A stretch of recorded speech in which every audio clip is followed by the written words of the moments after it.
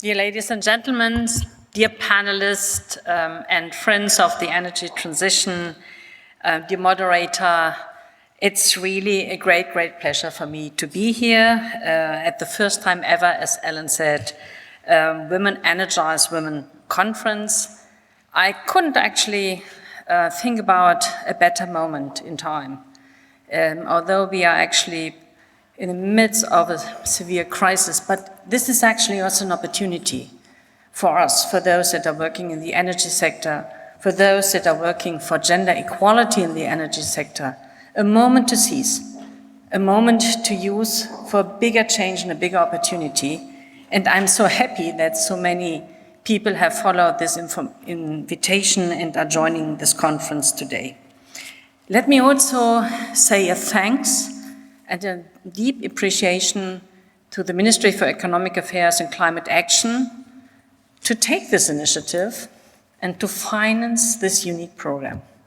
It's a stellar program, I think, at the international level, really, to bring the female, the gender-sensitive points to the forefront in the energy transition. And this has been missed over the last couple of years. So congratulations to you, Ellen, and to your ministry for this wonderful initiative. And I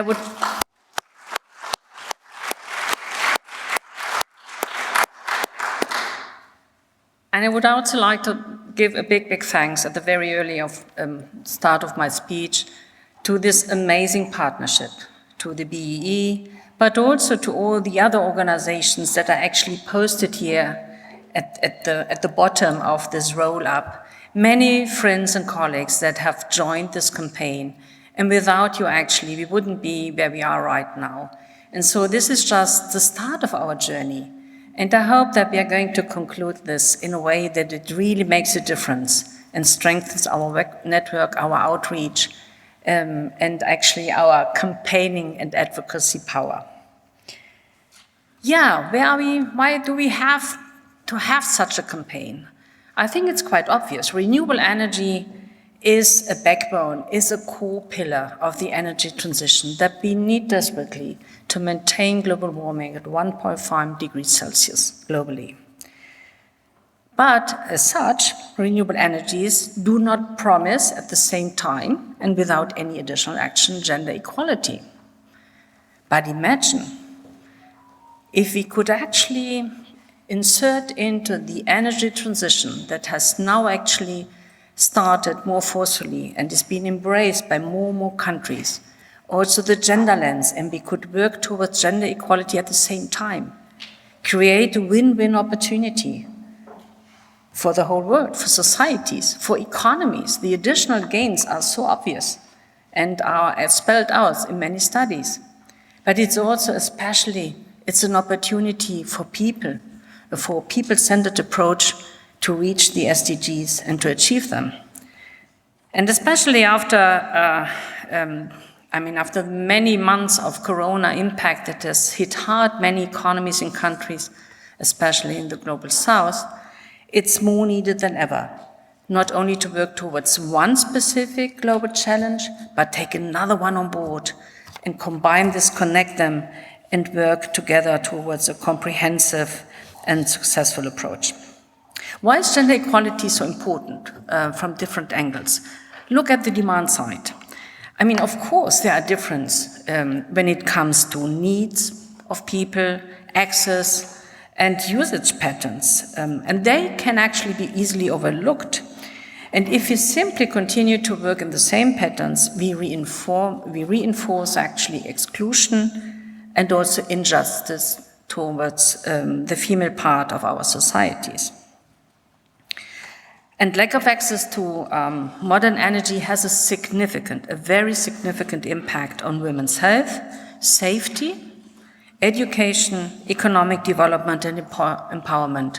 And economic development is so important actually to give women more agency and more independency so that they can actually fight and voice out their rights. On the supply side, in parts, the energy sector is still mistakenly considered to be a male domain. This ignores the impressive contributions around the globe that women around the globe make already, as drivers of innovation, technical experts, the contribution that women make actually in bringing in societal change, and actually also in many, many countries. And some of you are sitting in this room today, and some of you we have met at the Berlin Energy Transition Dialogue. You already are key leaders in the energy transition dialogue in your own countries and in your own agencies or institutions. So, but still, I think there is a huge potential that still can be leveraged, so that actually women, and we have to support women so that they can overcome the barriers to equally engage in the sector. This conference, I think, is really an indicator of change. In a sector often dominated by men, may it be in technical jobs or in leadership positions, it is now the first conference of its kind explicitly directed towards inspiring women around the globe working in the energy sector. The Women Energize Women conference and the communication campaign show how gender perspectives finally enter center stage in all sectors that shape our societies through inspiring discussions, rounds among female energy experts by showing female roles and rising awareness about the topic.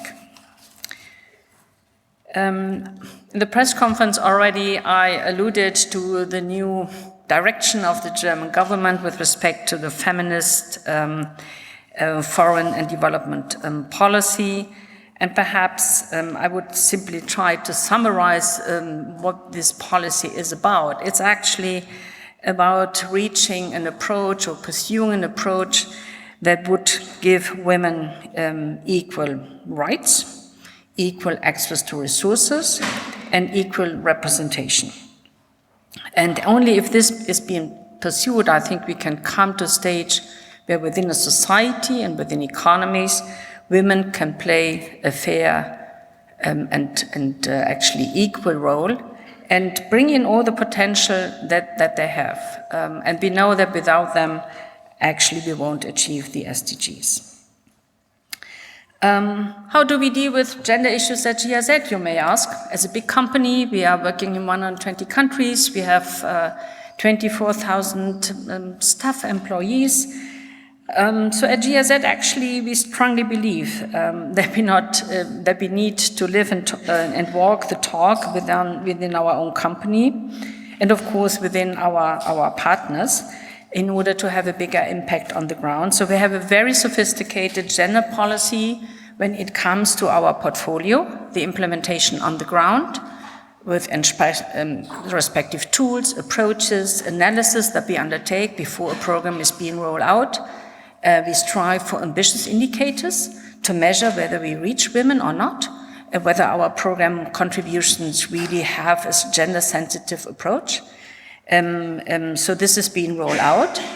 But this is not enough, because we also want to see that women have an equal role to play in our leadership.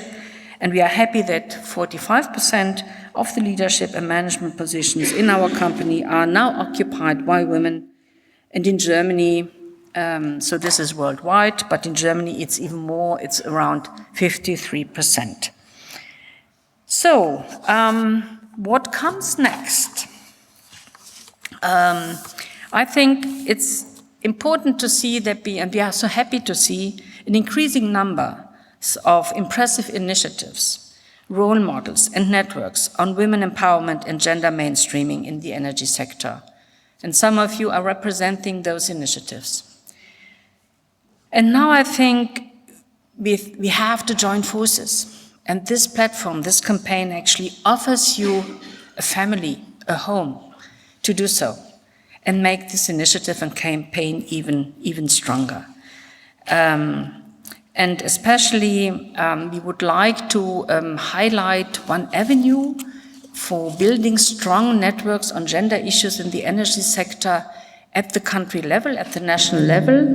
And we consider, together with the Ministry for Economic Affairs and Climate Action, that our joint energy partnerships that are being rolled out in many, many countries, that they actually provide such a good opportunity. starting with an analytical work that we can underdo to bring the gender focus into the forefront, but also in making sure that when we organize a conference, a meeting, that we have a balanced actual representation of women.